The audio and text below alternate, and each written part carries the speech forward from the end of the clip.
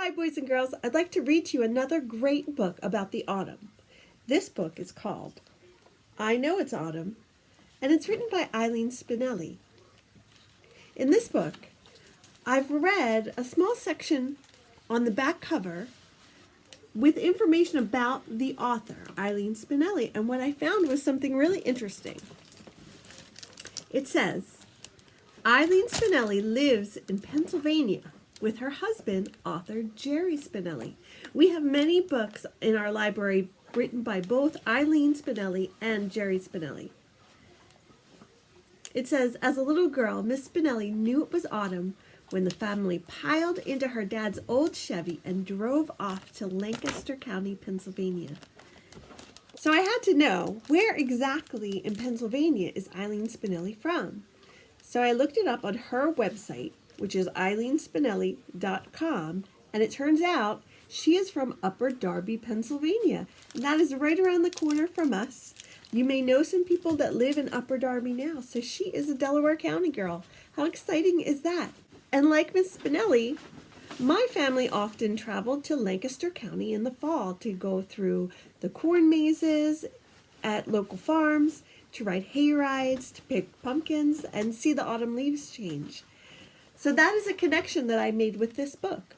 There are many connections that you might make with the book as well, but also some things inside this book that might be different from the way you and your family celebrate the autumn. So let's look together at I Know It's Autumn by Eileen Spinelli. I Know It's Autumn by Eileen Spinelli, illustrated by Nancy Hayashi. I know it's autumn when the morning light comes late, when there's a pumpkin muffin on my breakfast plate, when Daddy brings my jacket from the storage box, and Grandpa wears a bathrobe and his slipper socks. I know it's autumn when the school bus toots its horn, when we drive past an empty field that once grew corn, when leafy trees turn colors red, gold, and brown,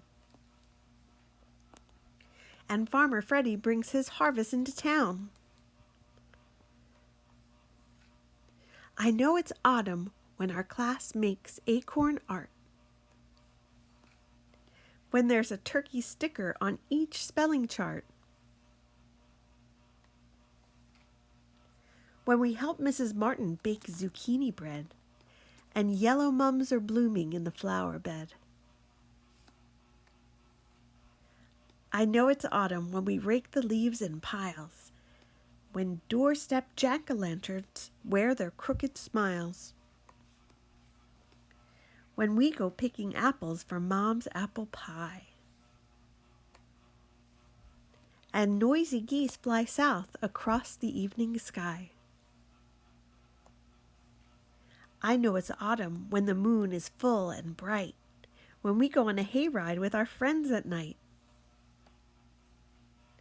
when bonfires blaze and the storyteller leaps and claps,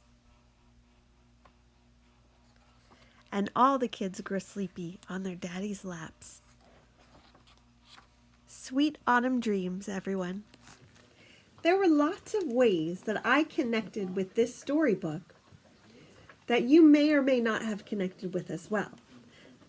When they spoke about pumpkin muffins for breakfast, I love pumpkin muffins. But there was an illustration of a dog begging for a treat underneath the table, and that reminds me of my dog a lot.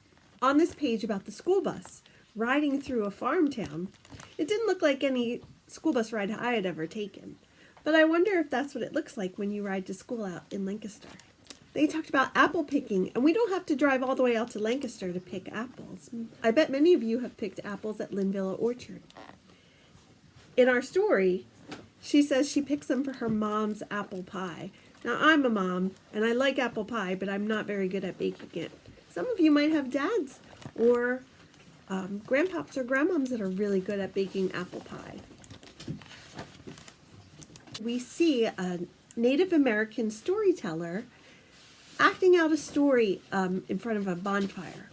And that's not a tradition that my family has, but it's a really cool tradition that many Indigenous or Native American families have, where telling stories of their ancestors is really important in their culture.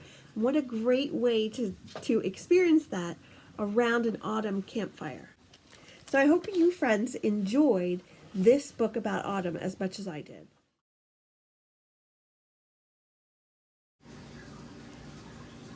A great way that we can celebrate the autumn right now is by going on a nature scavenger hunt. I'd like to challenge you friends to brainstorm items that you can find outside in the fall. They don't have to be items that you can take with you. They could be items that you take a picture of, or just make a note in your journal that you found. If I were brainstorming those kinds of items now, I would think of an acorn or a pine cone, different colored leaves. Can you spot any animals outside that are busy getting ready for winter? I'm going to show you a scavenger hunt that I found online. If you'd like to use the scavenger hunt you see here, I recommend that you take a screenshot and then you'll have it in your picture gallery for when you'd like to try it this weekend. A screenshot. You'll need to pause the video. Press the home key at the same time that you hold down the on-off key. Has to be at the same time for just a moment. When you let go, you should hear a camera snap. And that means you have your screenshot. But you don't have to use my scavenger hunt. Feel free to make up your own. Challenge the grown-ups in your house or your friends or brothers and sisters to find some great outdoor autumn items. So once again, I hope you enjoyed this book. I hope you go on an outdoor nature hunt this weekend. And as always, happy reading, friends.